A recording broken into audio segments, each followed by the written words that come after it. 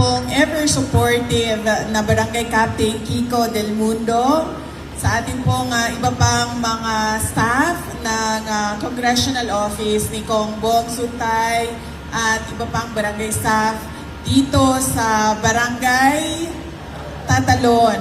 Masaya po ako na nakabalik ako dito sa inyong barangay, sa ating pong teaching and non-teaching personnel ng Department of Education, sa ating mga magulang at sa ating mga mag-aaral. Assalamualaikum warahmatullahi wabarakatuh. Maayong buntag kaninyong tanan, magandang umaga sa inyong lahat. Nagpapasalamat po ako sa aking mga kasamahan sa Office of the Vice President.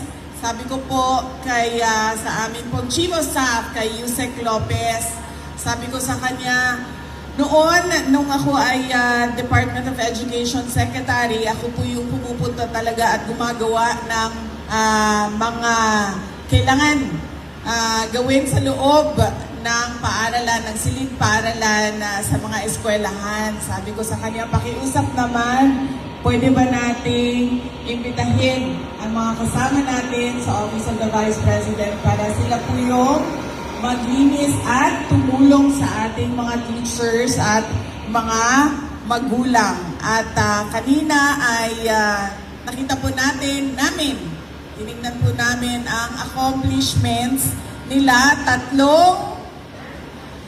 classrooms, 3 silid paaralan ang kanilang ginawa at kinontribute para sa inyong lahat. Kaya masaya yung mga pagbisita namin dito sa inyong barangay. Nabanggit nga ni Congressman Bong Sutay noong una, nangangampanya kami. Masaya din dahil napakarami naming nakilala at nakita na mga tiga-barangay Tatalon.